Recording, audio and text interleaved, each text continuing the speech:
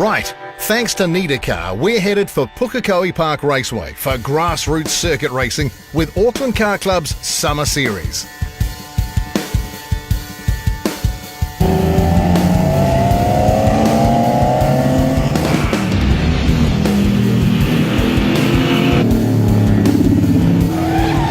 All Auckland does is motorsport. We're a motorsport club in particular, probably one of the largest car clubs as far as motorsport goes, private clubs. We're at over 600 members, which I think makes us the largest car club, racing car club in this country.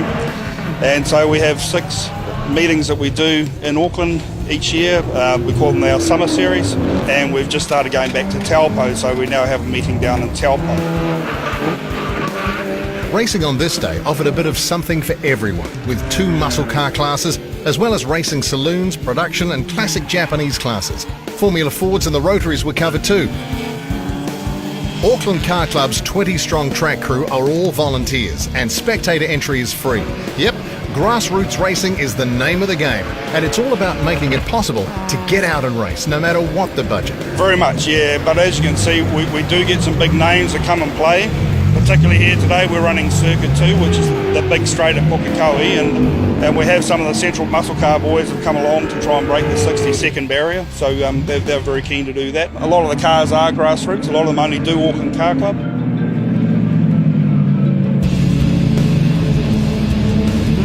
This is grassroots, this is where it all starts. Yeah, it is. I think there's about 100 competitors here today in 6 classes. We're running single sprints as well, where all you need is basically an M-class licence and a fire extinguisher and a warrant of fitness, and you can come along to these events and then gradually sort of get into the full-on racing. And while as far as track days go, this one might be a little more relaxed in theory, these folks weren't exactly out for a leisurely Sunday drive. The classes are well supported and times were pretty fast too. Oh yeah, there's no 2 ways about that. You know, that's every time you turn up at the racetrack and you put the helmet on, a little bit of red mist comes on, so you do definitely, we're out there to compete, and I think it's 10 times better than watching it from the sideline just having a go. I mean, there's always got to be somebody who finishes midfield, and unfortunately there's got to be somebody who finishes last, and every now and again that's me, but once a year I might pull a win out, so that's what makes it worthwhile.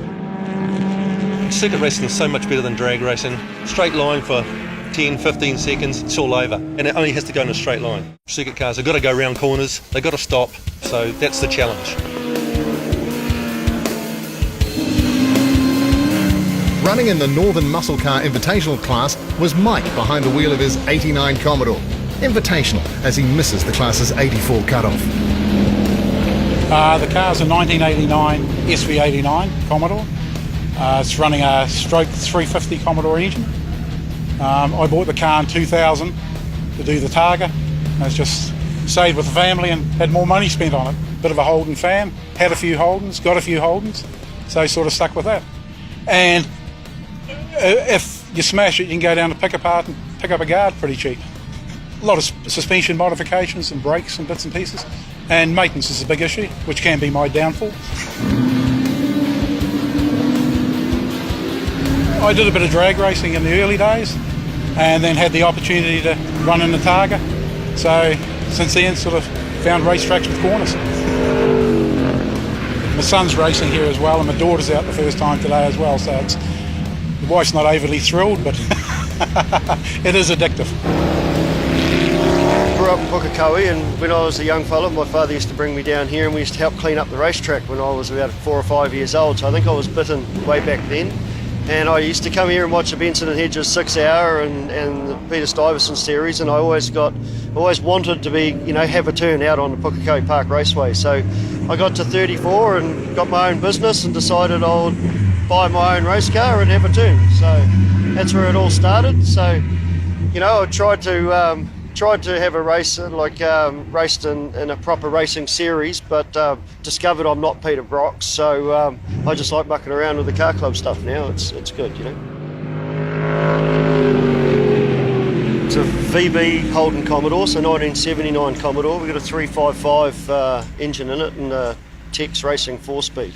Well, these older cars, they tend to break with a bit of monotonous regularity. So preparation is the key with them, and basically every time we've been out for a meeting like this, we'll spend 5 or 6 hours going fully over the car and spanner checking pretty much everything in the running gear and making sure that everything stays tight, and oil changes every second meeting, filters every second meeting, and this thing takes 14 litres of oil, so you know it's a fair old expense just keeping the old girls going. But it's where the passion is. You know, I'm not a young turbo type of guy, but my son definitely is. So you know, that'll probably be my next step, I would imagine, is trying to create something for him to show off with. Daring to be different amongst the muscle cars, the AMC of Craig Stacey. It's an AMC Zeppelin, built by American Motors Corporation. This is a 1971 model.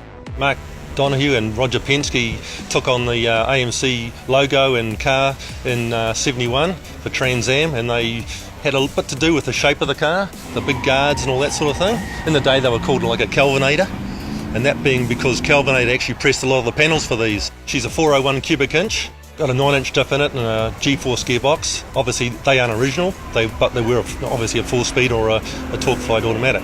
I wanted to race it because it's something different. No one else sort of had one of those here. Yeah, I just like to think outside the box, you know.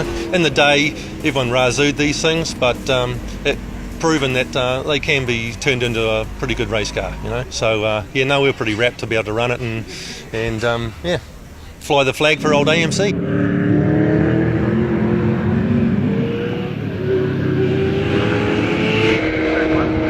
But outside the box has its challenges on any car. It's worse when throwing the thing round a racetrack. Well, seeing I've changed the diff to a 9-inch Ford, that's pretty easy. The gearbox is pretty easy. Front suspension is pretty similar to a Falcon Mustang, a little bit different, but the parts are available. I've got a few spares accumulated now and a few spare engines and blocks, but otherwise heads and things are quite oddball. They've just got original cast iron heads on it and they're maxed out. I can't do nothing more with them, so I just got to run what I got.